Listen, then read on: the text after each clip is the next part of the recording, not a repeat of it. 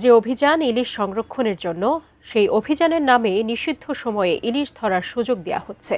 এতে করে কাঙ্ক্ষিত মাছ না ধরতে পেরে ক্ষুব্ধ সাধারণ জেলেরা।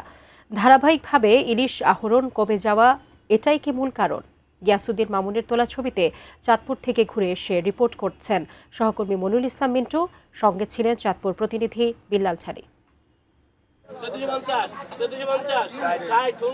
চাঁদপুরের আড়তগুলোতে এই সময়ে ইলিশ বেচাকেনায় যে ব্যস্ততা থাকার কথা এবার তেমনটি নেই। শুধু চলতি বছরই নয়, গত কবছর ধরেই যেন মাছ কম পাওয়া যাচ্ছে।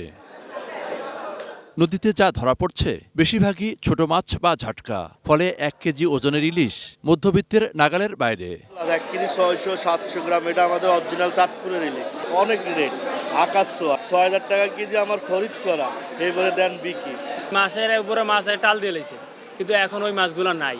কেন নাই আর অভিযানগুলো কি পরিস্থিতি চলতেছে এগুলা আপনারা দেখলেই বুঝতে পারবেন আর কি। জেলেরা বলছেন, অভিযান বা মাছ ধরার নিষিদ্ধ সময় পার হওয়ার পর আগে নদীতে প্রচুর ইলিশ ধরা পড়ত, কিন্তু এখন উল্টো। দিনরাত নদীতে থেকেও জালে ইলিশ তেমন উঠছে না। পোস্টগাড়ালারা তো মনে করেন বাড়ারা চেক দিয়ে রায়, এরা ডিউটি তো উঠে গেলে গিয়া পরে ওই যে পুলিশ টাকা খাইয়া বাওয়া, টাকা খাইয়া বাওয়া জাল।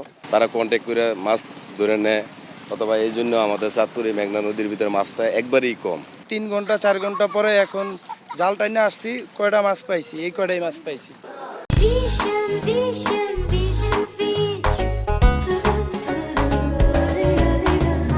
দেশে 1 দশক ধরে ধারাবাহিকভাবে ইলিশ আহরণ বাড়ার পর ধস নেমেছে। গত 2 বছরে দেশে ইলিশের উৎপাদন কমেছে প্রায় ৭১,০০০ টন। আরও ছোট হয়েছে ইলিশের আকার। এর কারণ কি? চাঁদপুর পর্যন্ত ইলিশের যাওয়াটাই মুশকিল। ডিম ছাড়ার পরে কিন্তু একটা বড় সময় মোহনাতে জাটকা হিসেবে এসে বড় হয়, তো সেই সময়ে কিন্তু অবৈধ জাল দিয়ে ধরে ফেলছে। তো সার্বিকভাবে আসলে এই দুইটা সময়েই তাকে যেমন মা মাছটা যেমন ধরা হচ্ছে, তার পাশাপাশি আসলে জাটকা হওয়ার সময় ধরা পড়ছে। এই জন্য কিন্তু আসলে ইলিশটা দিন দিন আসলে কমে যাচ্ছে। এ বিষয়ে চাঁদপুর নৌ পুলিশের দাবি, নিষেধাজ্ঞার সময় নদীতে বিশেষ অভিযান পরিচালনা করা হয়। জালগুলো দিয়ে মাছ ধরে সবগুলোই অবৈধ জাল। আমি বৈধ জাল এখন পর্যন্ত একজন জেলেকে পাইনি।